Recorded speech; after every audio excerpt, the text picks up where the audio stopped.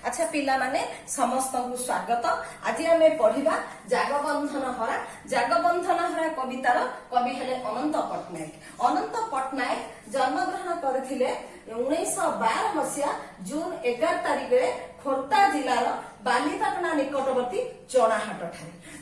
अनंत पट्टनायक को जड़े प्रगतिवादी कवि हिसाब से आम साहित्य क्षेत्र में आम से सुपरिचित।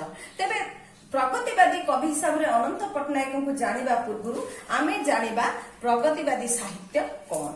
आ पूर्व देख पिला माने आमे सब पढ़ी सारला साहित्य पढ़ी सारला साहित्य पर मध्ययुगर साहित्य पढ़ी मध्ययुग साहित्य सहित आमे राधानाथ रायंकर चिलिका काव्य पढ़ी। तेरे ए सब क्षेत्र में आमे जानी साहित्य कहले आमे बुझंती विभिन्न प्रकार सामाजिक घटनावली को समाहार है साहित्य। अर्थात प्रचलित समाज रे जहाँ घटी थाए ता साहित्य रे प्रतिफलित होता है। तेरे जिते मानववाद कौन हुए मानव धर्म भूलुंठित हुए मानव शोषण कषणर शिकार हुए सेतेबेले यार प्रतिवाद करी जो साहित्य सृष्टि होइतिला जो विप्लव साहित्य क्षेत्र में सृष्टि होइतिला ताकू कुआ जाय प्रगतिवादी साहित्य। प्रगतिवादी साहित्य बा साम्यवादर साहित्य। एई प्रगतिवाद बा साम्यवाद प्रथमे आंतर्जातिक क्षेत्र में सृष्टि होइतिला मार्क्स लेनिन को पाखरु आमे इतिहास रे पढ़िचंती। तेबे हमर ओडिया साहित्य क्षेत्र में ए जो मार्क्सवादी चिंताधारा साम्यवाद मानववाद जो प्रचारित होइतिला प्रसारित होइतिला जो साहित्य माध्यम रे से समकालीन साहित्य को कुआ जाय प्रगतिवादी साहित्य।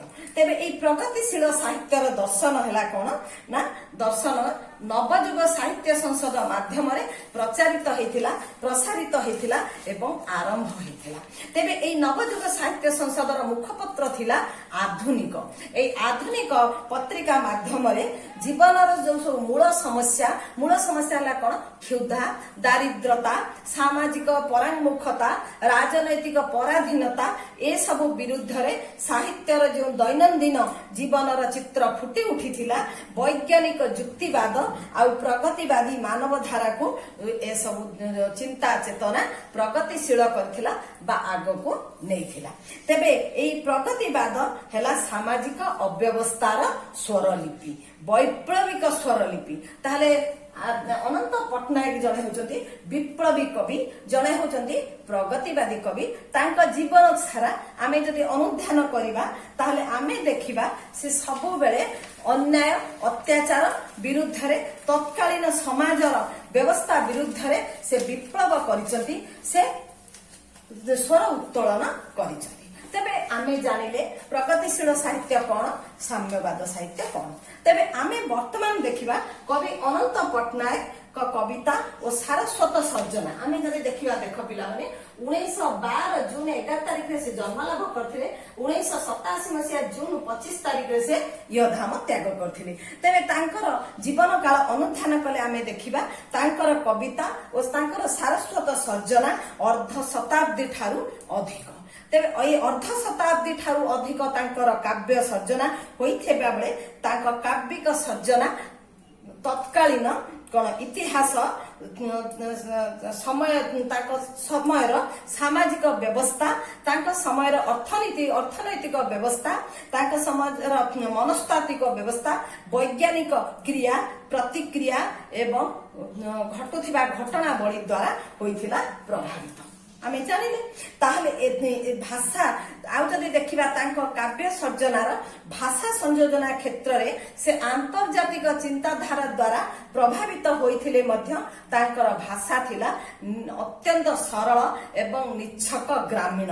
तेणु जहाँकि सबु लोक बुझी पारिबे जानी पारिबे किंतु ता माध्यम रे थिला शाणित व्यंग कहा प्रति ना प्रचलित समाज व्यवस्था प्रति आउ कौन थिला ना नूतन युग आरंभ पाई थिला आह्वान आउ थिला उद्बोधन प्रचलित सामाजिक व्यवस्था रे थिला समस्त समस्या से अंत घटाई नूतन श्रेणीहीन समाज गठन करिया पई से चाहुथिले।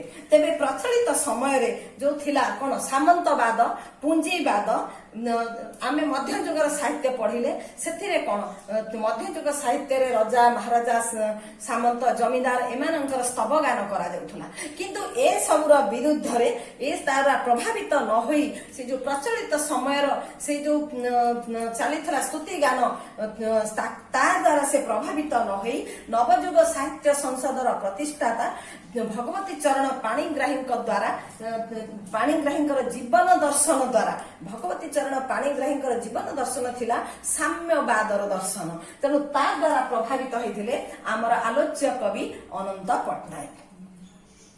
तेबे आमे जदि देखिबा जे देख भगवती चरण पाणिग्राही दार्शनिक चिंताधारा कौन थिला ना साधारण जनतार दुख को से हृदय रे मर्मे मर्मे अनुभव करथिले आ ता द्वारा से तार निराकरण पाई से सतत चेष्टिता होइथिले तांकर साहित्यिक क्षेत्र रे तांकर सारस्वत सर्जना द्वारा तेणु तांकर सारस्वत सृष्टि होइथिला नूतन शैली द्वारा आंगिक एवं आत्मिक परिवर्तन स्वर तेणु आमे देखिबा अनंत पट्टनायकंकर सारस्वत सर्जना रे मध्य से नूतन आंगिक एवं नूतन आत्मिक प्रयोग परिवर्तन शैली रे हेई उठिथिला रसोतीन्य।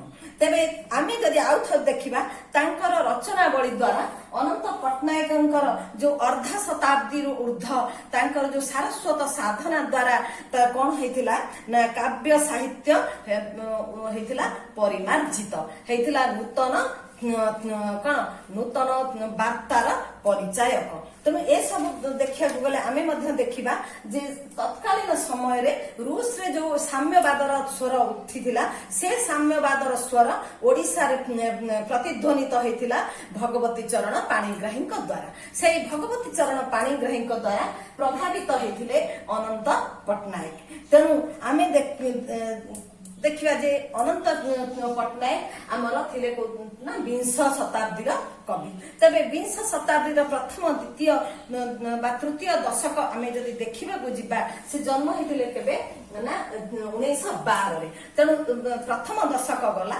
द्वितीय दशक तृतीय दशक आमे देखिबा को गले आमर तत्कालीन ओडिया साहित्य राजनीति माने राजनीति क्षेत्र रे अर्थनीति क्षेत्र रे शिथिल गति देकी गति करथुना जदिओ 20 शताब्दी थिला साहित्य राजनैतिक क्षेत्र रे उल्लेखनीय परिवर्तन समय किंतु ओडिया साहित्य क्षेत्र रे से परिवर्तन विशेष भाव रे अनुभूत हेई नथिला तेणु सेते बेले थिला कोन ना रक्षणशीलतार राजनीति ओडिया साहित्य क्षेत्र साहित्य मु कहिली जे साहित्य होउची सामाजिक घटनावलीर समाहार तेणु आमे जदि कहबा ओडिया साहित्य क्षेत्र रे थिला कोन जो रक्षणशीलतार राजनीति अर्थात सेतबेले आम सामाजिक क्षेत्र रे मध्य रक्षणशीलतार राजनीति थिला जोठी रक्षणशीलतार राजनीति थाए सेठी परिवर्तनर स्वर खूब धीर थाए आ शुणा जाए नहीं आ सेठी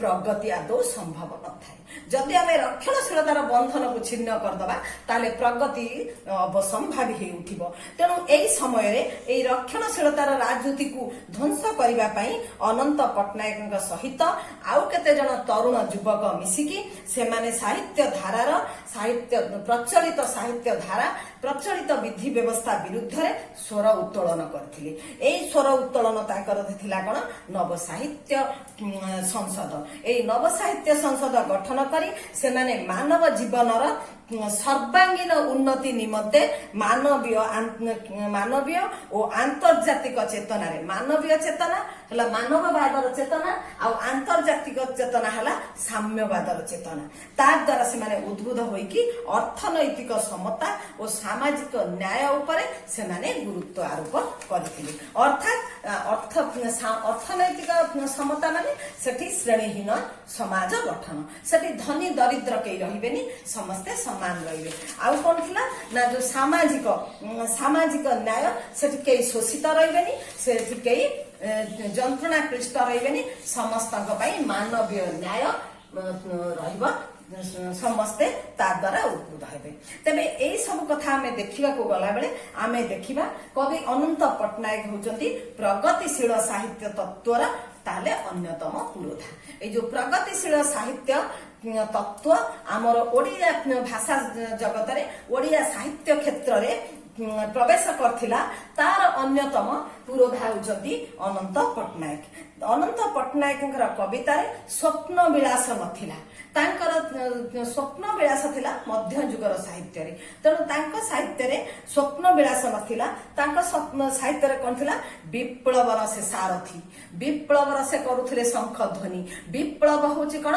परिवर्तनर स्वर विप्लव होची कोन प्रचलित समाज व्यवस्थार विरुद्ध रे स्वर तेणु से संस्कार पाई प्रयास करथिले संस्कार आसिले जायकि आमर संस्कृति गतिशील हब संस्कृति जीवंत हब ताले सेथि पई से करथिले कोन ना शोषण कषण आउर परिसमाप्ति पई से तांकर कलम मुनरे आह्वान सृष्टि करथिले उद्बोधन देथिले केतेबेले से निजे आह्वानर स्वर हेथिले केतेबेले से तरुण समाज को आह्वानर स्वर सुनैथिले केतेबेले से मानको उद्बोधन देथिले तांकर लेखनी चलन द्वारा ता द्वारा कोन हेथिला ना श्रमिक मानकर दुख कृषक मानकर कष्ट ए सब मोचन हेबार थिला तांकर मूल लक्ष्य थिला समस्त मानववादर प्रतिष्ठा समस्ते होचंती ईश्वरंकर संतान समस्तंकर समान अधिकार अछि एई अधिकार साब्यस्त करिबा पई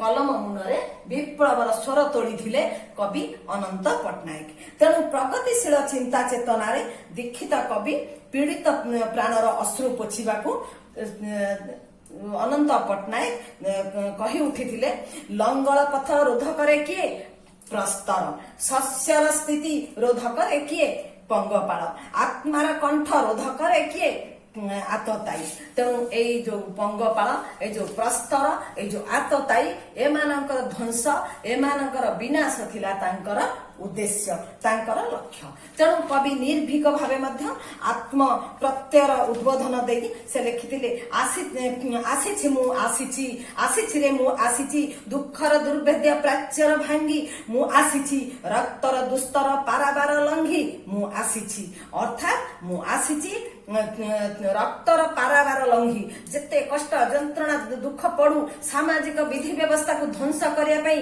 रक्ताक्त विप्लव सृष्टि करिया पई मु आसीची सब दुख कष्ट मु आपणे नेमी मु सही नेमी ता बदल रे मु समाज को उपहार देमी एक श्रेणी मुक्त समाज एक शोषण कषण मुक्त समाज सेथि पई से कहिथिले आसीची रे मु आसीची आउ मध्य जदि आमे देखिबा बुझिबा कवि अनंत पट्टनायक थिले जने सामाजिक अंगीकारबद्ध कवि सामाजिक अंगीकारबद्धता कौन जी चाहे सामाजिक समस्यार समाधान जी चाहे सामाजिक जो सब दुरारोग्य अच्छी तार निराकरण तेणु आमे कहबा कवि अनंत पट्टनायक जने सामाजिक अंगीकारबद्ध कवि सामाजिक अव्यवस्था जो सब थिला शोषण शासक मानकर अत्याचार ए सब विरुद्ध रे सामाजिक न्याय व्यवस्था को सृष्टि करिया पाई दंभर सहित से आह्वान करचंती प्रचलित समाज व्यवस्था विरुद्ध रे तांकर शाणित स्वर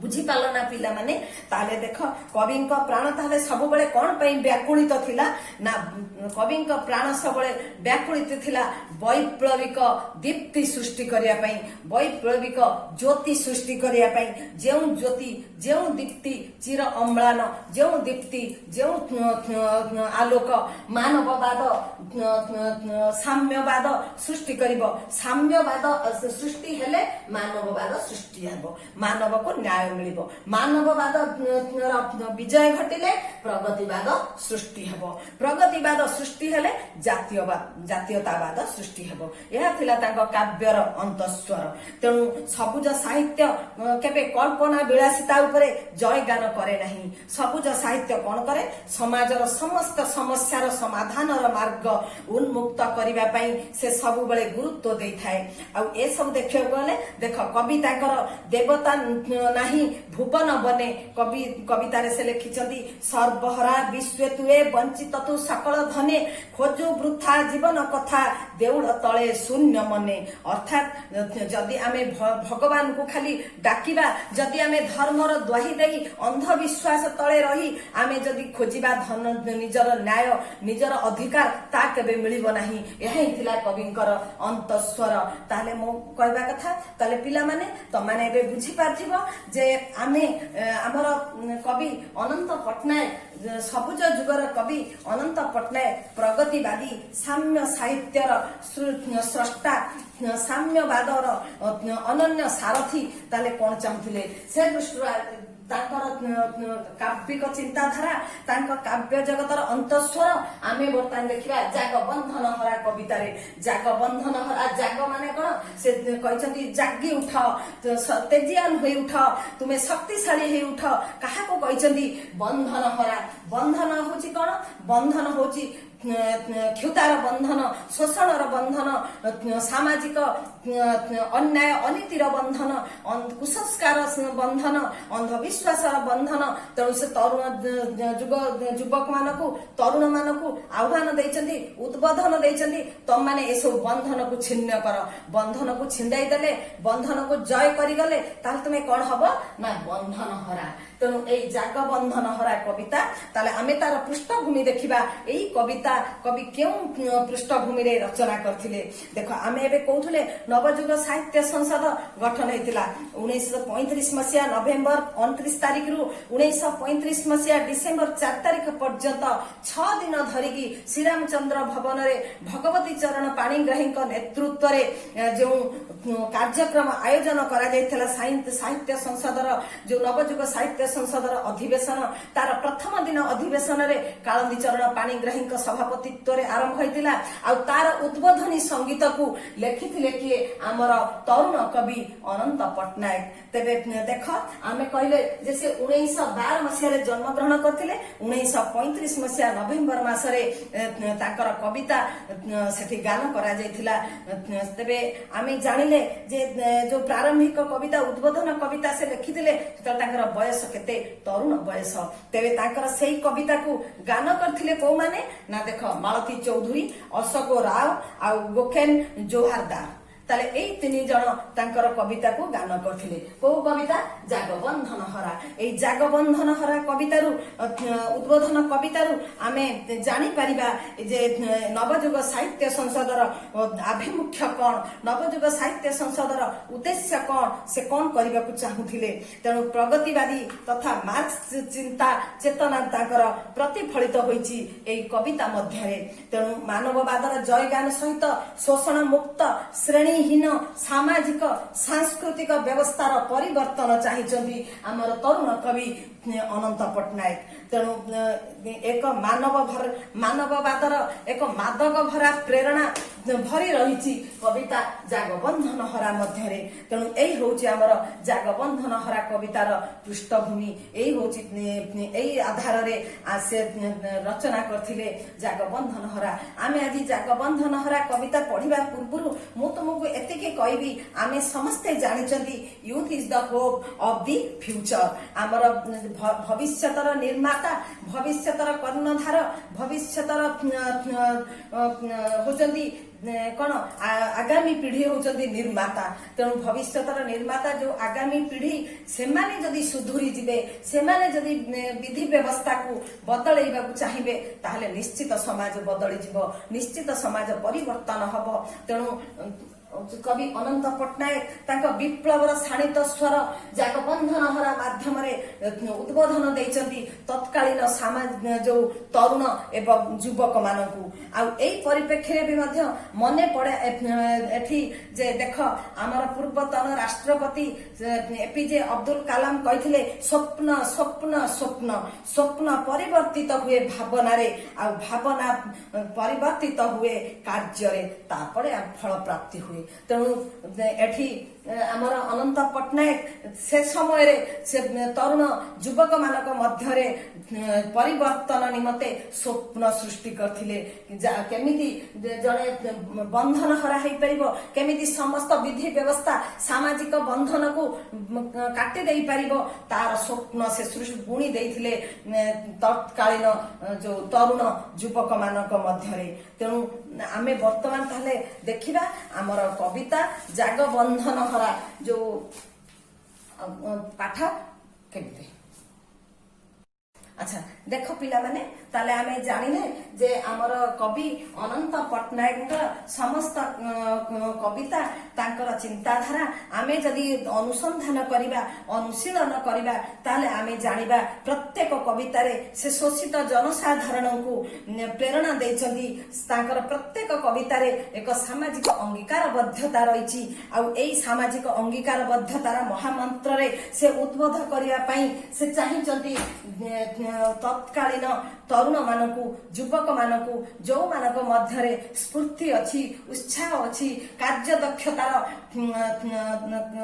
कण आशा अछि सेही मानकु जो माने होचंती आमर उत्तर पीढ़ी जो माने होचंती आमर भविष्यत जो माने नूतन समाज जहा द्वारा संभव हो पारिबो जो माने अछु शक्ति को काटी देई समस्त सामाजिक बंधन को छिन्न करी जो माने नूतन कौन समाज गठन करि परिबे नूतन उद्दीपना नहीं नूतन चिंता चेतना नहीं से माने श्रेणीहीन साम्यवाद मानववादर समाज गठन करिपारिबे सेही तरुण मानकु सेही युवक मानकु से बंधन हरा बोली उद्बोधन करी से मानकु कहिचंती जाग नवीन जुगर तरुण जागरे जाग बंधन हरा से कहते हे नवीन जुगर हे नूतन जुगर जो आगामी समय आसुची आमर गला समय थिला आमर विगत समय थिला आमर प्रचलित समय हेउची कोन ना अंधविश्वासर समय बंधनर समय पराधीनतार समय क्षुधार समय दुखर समय जंत्रणार समय शोषणर समय। तेणु ये सब समय को आमे प्रतिरोध करिबा आमे नूतन युग आरंभ करिबा नूतन युग हब कोन साम्यवादर युग मानववादर युग प्रगतिवादर युग जातीयतावादर युग। तेणु ए जो नूतन समाज गठन हब जो नूतन श्रेणीहीन समाज गठन हब जोठी मनीष पाखरे क्षुधार समस्या नथिबो जोठी सामाजिक स्तर रे शोषणर समस्या नथिबो जोठी राष्ट्रीय क्षेत्र रे छिन्न विच्छिन्नर समस्या नथिबो सेही समस्याहीन सेही श्रेणी विहीन समाजर गठन पाई से आह्वान दैचंती काकू नवीन जुगर तरुण जागरे नूतन जुग जो आसुची जो नूतन जुगर प्रतिष्ठाता सेही जुगर तरुण माने सेही जुगर किशोर माने जागी उठ तेजी उठ से माने जो स्थानुता जो रहिची जो स्थानुता रहिची जो प्रचलित बंधन रहिची जो बाधा रहिची से ताकू सब छेद कर दियो ताकू दूर कर दे कौन कर ना तमे हो बंधन हरा तम पाई कोनसी बाधा बंधन न रहू तम पाई कोनसी प्रतिबंधक सृष्टि न रहू सब को तुमे जय करि जाओ सब को तुमे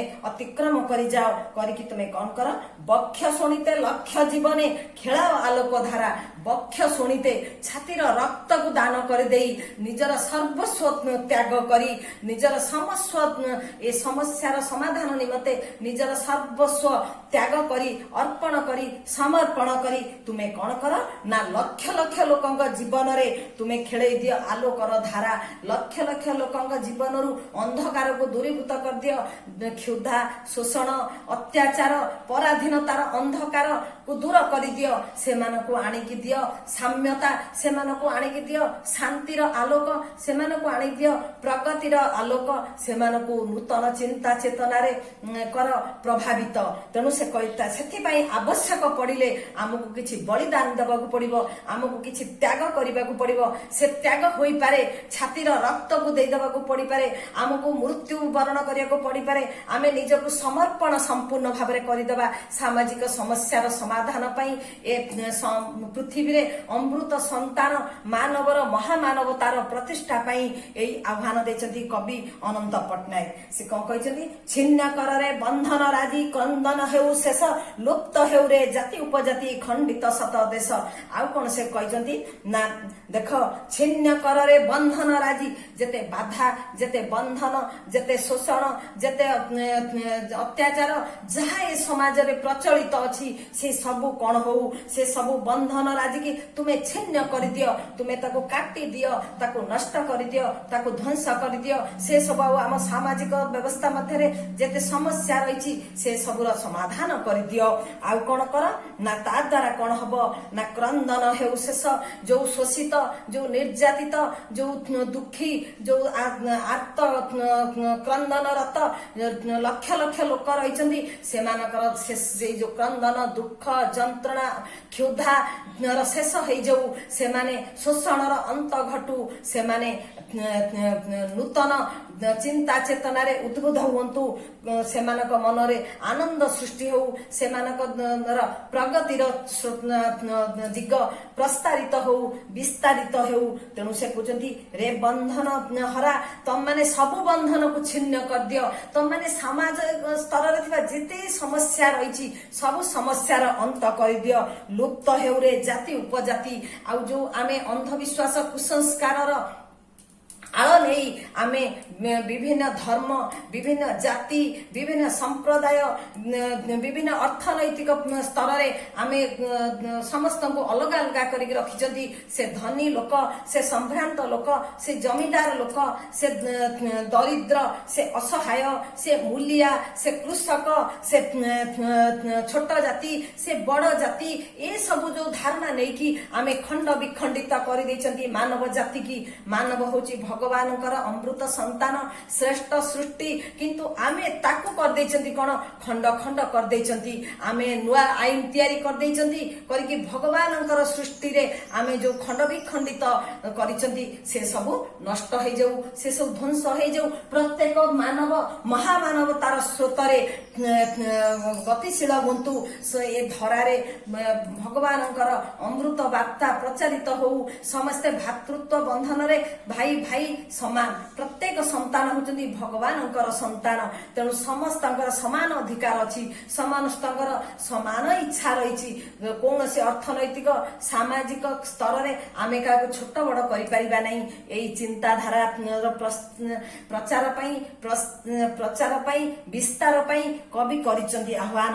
କାହାକୁ ନା, ବନ୍ଧନ ହରାକୁ, ତତ୍କାଳୀନ ଯୁବ ସମ୍ପ୍ରଦାୟକୁ, ତରୁଣ ସମାଜକୁ ସେ କହିଛନ୍ତି, ଛିନ୍ନ କର ବନ୍ଧନ ରାଜି, ଯେତେ ବାଧା ବନ୍ଧନ ଅଛି ତାକୁ ସବୁ ଛିଣ୍ଡେଇ ଦିଅ, ତାକୁ ନଷ୍ଟ କରିଦିଅ, ତାକୁ ଶେଷ କରିଦିଅ। ଲକ୍ଷ ଲକ୍ଷ ଲୋକଙ୍କ ଆଖିରୁ ଲୁହକୁ ପୋଛି ଦିଅ, ସେମାନଙ୍କ ମନରେ ଆନନ୍ଦ ଭରି ଦିଅ। ଲୁପ୍ତ ହେଉରେ ଜାତି ଉପଜାତି ଖଣ୍ଡିତ ଶତ ଦେଶ।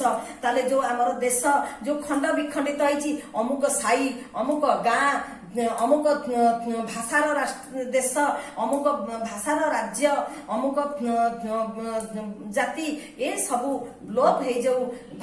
ସବୁକୁ ନେଇକି ଆମର ଗୋଟିଏ, ଏଠି ଦେଖ ଜାତୀୟତାବାଦ ପ୍ରକାଶ ପାଇଛି। କବି ଚାହିଁଛନ୍ତି ମାନବବାଦର ପ୍ରଚାର, ମାନବବାଦର ପ୍ରସାର।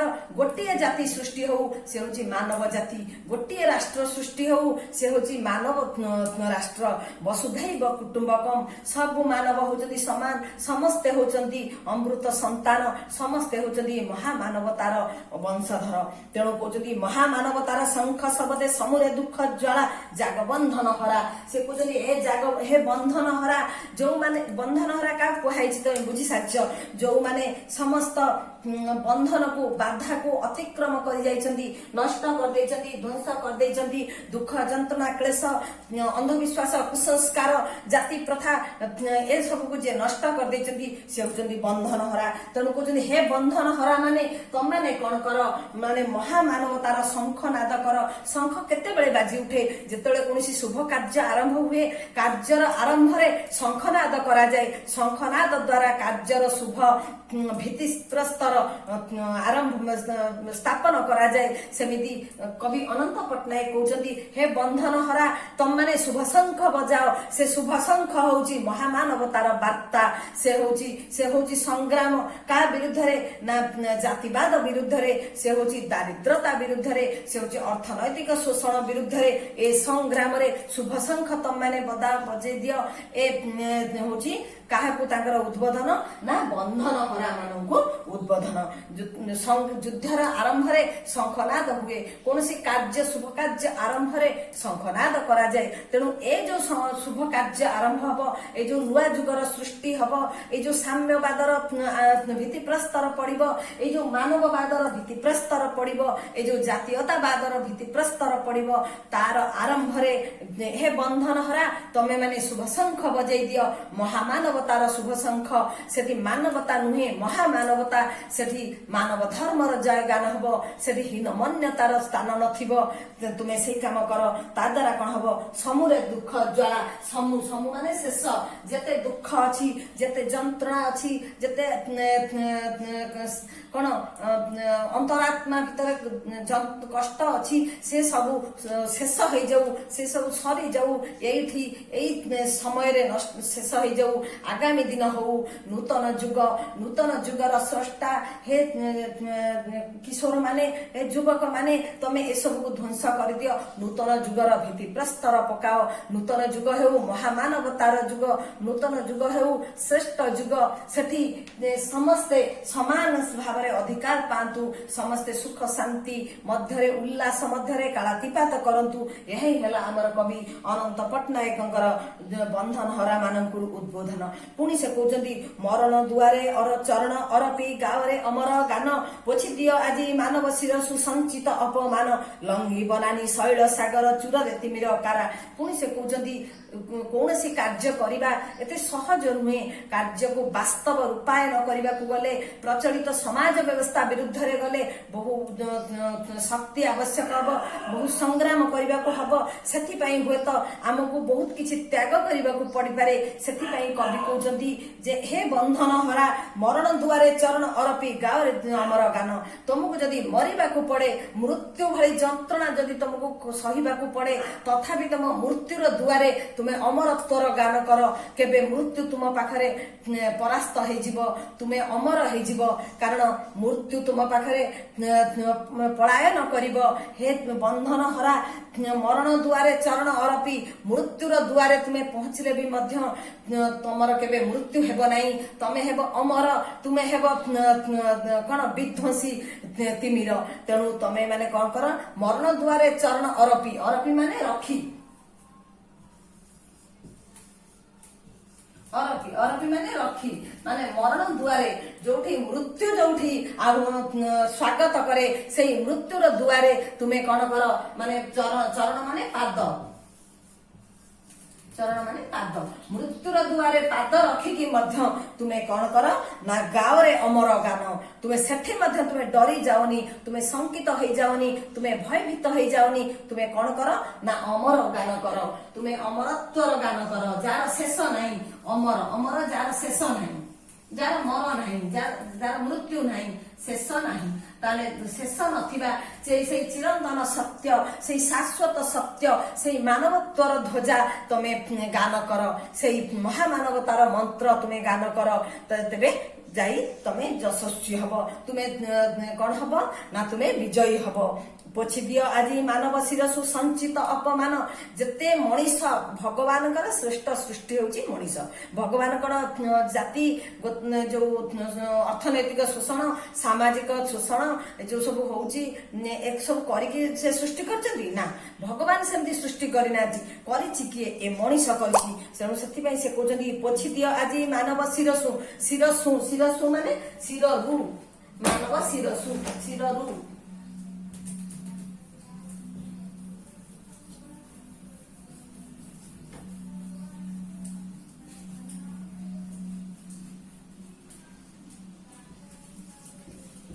ଶିର ମାନେ ମୁଣ୍ଡ। ସୁ ମାନେ ହଉଛି କଣ ଶିର, ସୁ ମାନେ ହଉଛି ମୁଣ୍ଡରୁ।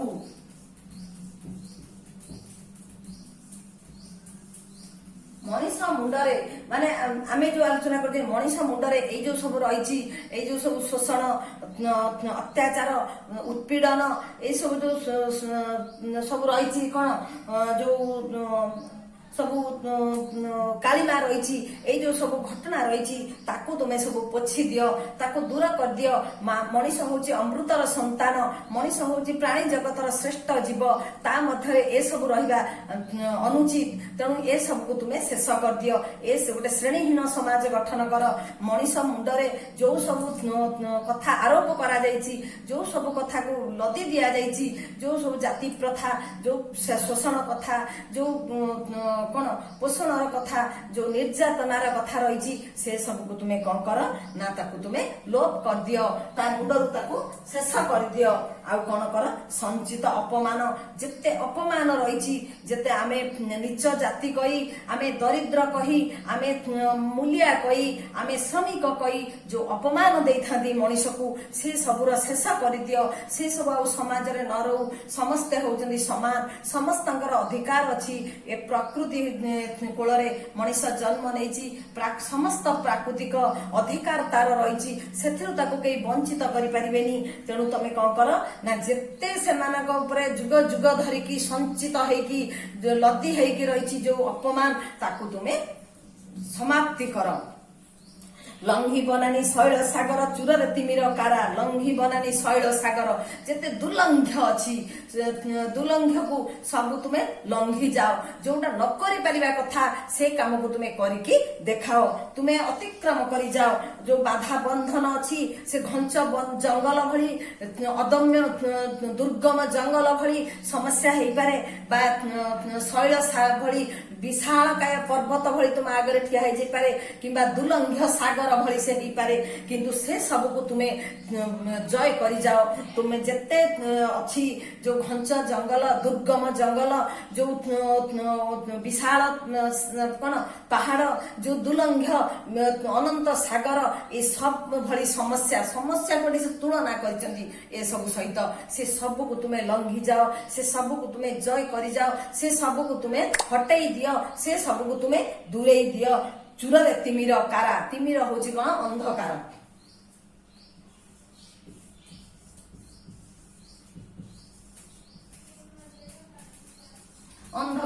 ଅନ୍ଧକାର ହେଲା କଣ, ଅନ୍ଧକାର ହେଲା ନକାରାତ୍ମକ କଥା। ଯେ ଯୋଉ ତିମିର ମାନେ ତିମିର କାରା, ଯୋଉ ବନ୍ଧନ ସୃଷ୍ଟି ହେଇଛି, ଯୋଉ ଶୋଷଣ, ନିର୍ଯାତନା, ଜାତିବାଦ, ମାନବବାଦକୁ ବନ୍ଦୀ କରି ରଖିଛି, ତାକୁ ତୁମେ ସବୁ କଣ କର ନା ଭାଙ୍ଗି ଦିଅ।